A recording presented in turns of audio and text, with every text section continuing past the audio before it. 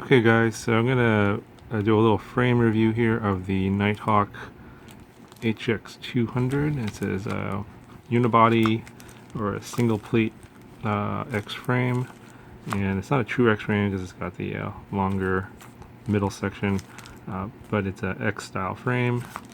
And this is from EMAX. I got this and a bunch of parts sent to me by Gearbest.com.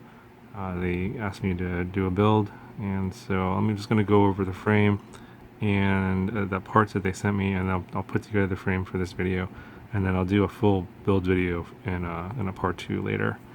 So we'll go over the frame here in a second. Just want to give you, they're all still in the bag, and it's kind of interesting with these EMAX frames. They come with like these little plastic bags, and everything's labeled, so there's like really no question as to what's in there, and I really like that. I think that's a little bit higher end, a little more classy.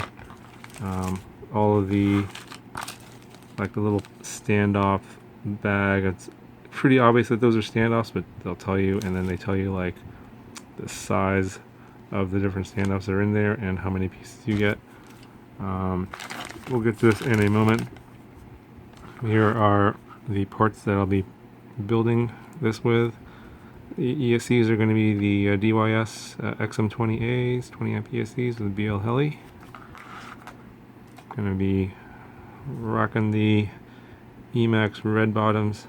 These are the 2205, which ones are they? The 2600 TV, yeah, it's going to be fast.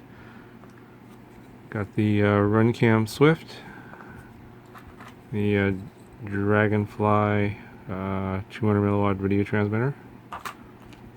I'm going to do a FreeSky XSR receiver, and I got this Maytech PDB with a XT60 connector, so I'll be able to put that off onto the side and have the connector here in the middle.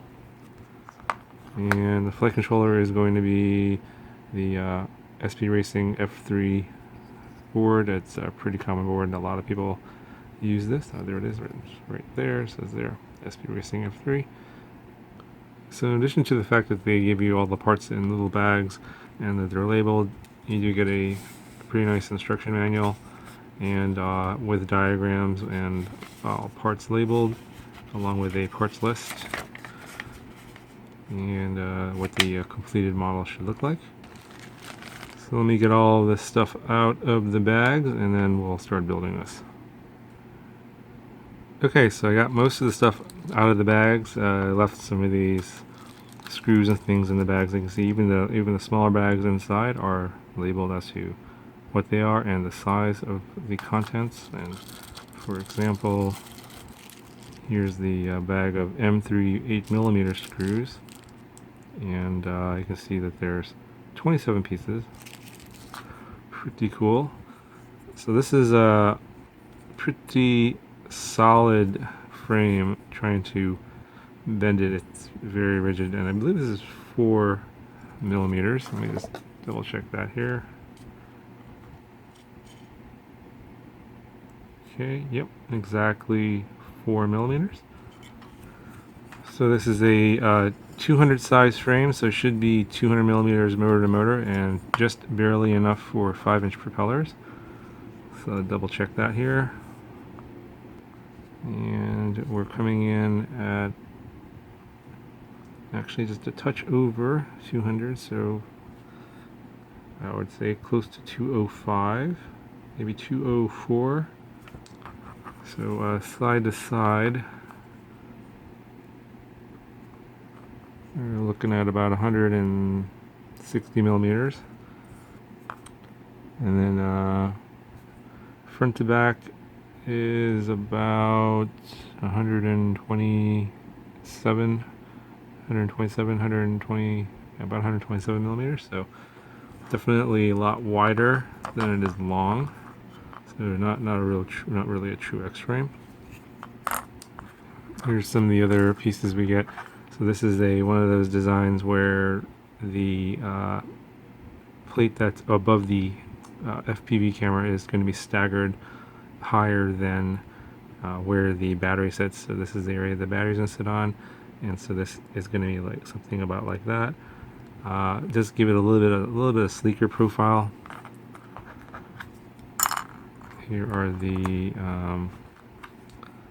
two side plates for the FPV camera. It has these notches here to set your camera angle, and you got this little ring here to hold your camera in place, and then that combined with these side pieces here, you just snap that in there, and then that'll set your camera angle. Okay, so here's some of the other parts you get in the kit. Don't know what these are for. You get 3 long screws and 3 nuts. Maybe for the camera, I'm not sure.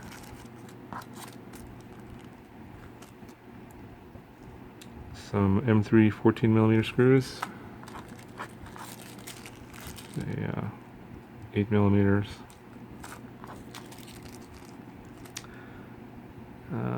5x24. Like these are maybe 24mm posts, or looks like these are 24mm aluminum standoffs. It looks like these are 30mm aluminum standoffs. And you get a couple of short standoffs here. That's probably for that section below the around the FPV camera. Get some Velcro. You get these pieces here that have like double-sided tape on each side, and there's some foam here. I'm not 100% sure what this is for. Probably figure that out in a minute. You get a EMAX battery strap, and it has a non-slip coating on the inside. Get a bunch of zip ties, and you get these motor feet that go out here and protect the arm from any damage from like hitting objects. I'm not 100% sure if I'm going to use these or not. It has these little landing feet here. I've heard that these have a tendency to just snap off anyway, and I don't really fly around concrete too much, so it probably is just the weight's not going to be really worth the trouble. Might not use these at all. Okay, so I'm going to go put all this together, and then I'll be right back. Okay, so here's the frame I'll put together. It's pretty easy. There's not a lot of actual things to screw in. There's these standoffs here. They're 24mm, and then the taller 30mm go in the front. And there's 6 screws to go on top, and you get 6 in the bottom. These are the 2 longer screws that go through this one spacer into the bottom standoff here to hold that in place. So a couple of things that I found interesting about this is that it's so short from front to back that I think that the amount of space you're going to have here for your FPV camera, and then back here for, like, say, your receiver and video transmitter, it's going to be pretty tight. Your options for an HD camera aren't going to be so great because it's so narrow up here.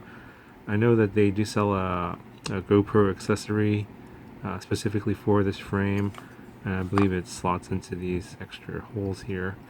I'm not 100% sure if there's any other good options. I'm going to see if I can't find some way of getting a camera up there.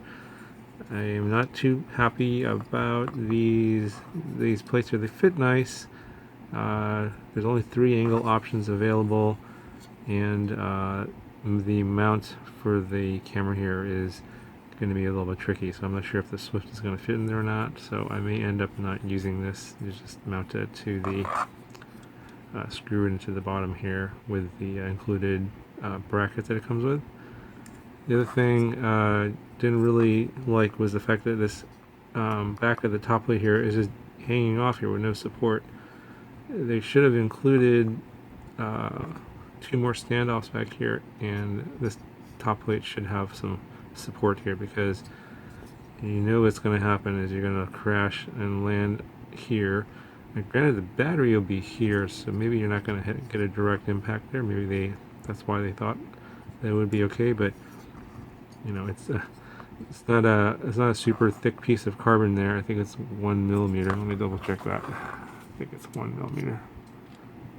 Yeah, so the top plate's about 1.5 millimeters thick. So it's not the thickest piece of carbon, and if you hit it at the right angle, it could just break right in this area. So it depends, of course, how big your battery is and where you crash. So this isn't really ideal. So I'll have to see how that holds up. Okay, let's get a bare frame weight measurement here, just for the frame itself. Let's see if I can get it on a scale without falling over. And it's about 90 grams just for the frame with no electronics in it. Anyway, guys, just a quick look at this frame, the Nighthawk HX200 from EMAX. I will do a full build video, as I usually do with this, with all the parts that I mentioned before. So look for that video coming up pretty soon. Let me know if you guys have any questions in the comment section below, and I will talk to you in the next video.